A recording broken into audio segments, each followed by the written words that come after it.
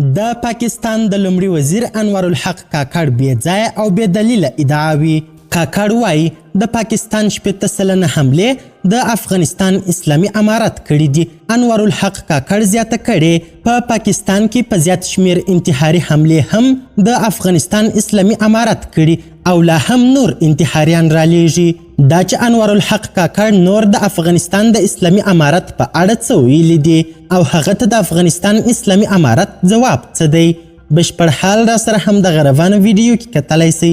سلامونه قدرمنو لیدونکو، مشال پریس یوټیوب چینل ته مو هرکلی کوم.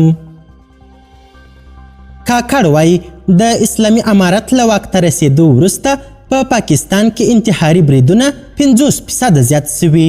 د پاکستان د لنډمهاله حکومت مشر انور الحق کاکړ ادعا کوي چې په افغانستان کې د اسلامي امارت له واک ته رسېدو وروسته په پاکستان کې انتحاري بریدونه 50% زیات سوي دي. کاکړ یو وار بیا ادعا وکړه چې ترهګر د افغانستان له خاورې په استفادې په پاکستان کې بریدونه کوي.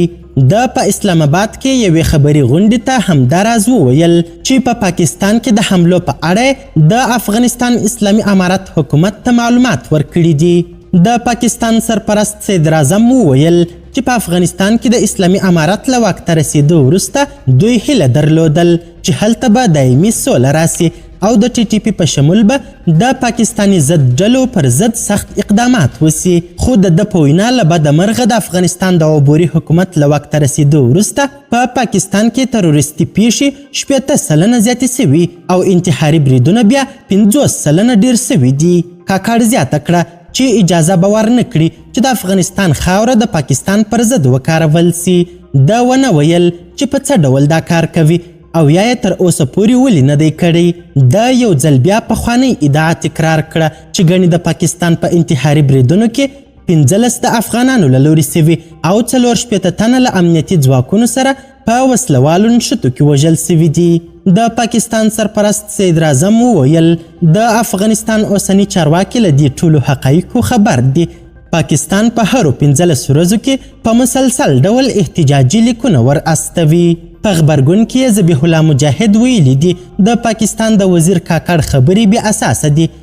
د اسلامي امارت ویان ذبیح الله مجاهد د پاکستان د لومړي وزیر انور الحق کاکړ هغه خبرې رد کړي چې ګواکې د اسلامي امارت له واکمنېدو څخه وروسته په پاکستان کې ناامنۍ 80% زیاتې سوي. ذبیح الله مجاهد زیاته کړې چې د افغانستان خاوره د هیڅ چا پر ضد نه ده کارول سوې او په تیرو څو کلونو کې د افغانستان اسلامي امارت د اسلامي دولت یعنی داعش 40 پاکستاني غړي نیولي او لسګونه نور یې وژلي دي. همدارنګه 2 میاشتې مخکې د افغانستان د ملي دفاع وزیر هم د پاکستان د دې څرګندونو په غبرګون کې ویلي وه چې د افغانستان خاوره د هیڅ چا پر ضد نه استعمالیږي او ویلي وه چې د پاکستان ټولې ادعاوې بې اساسه دي.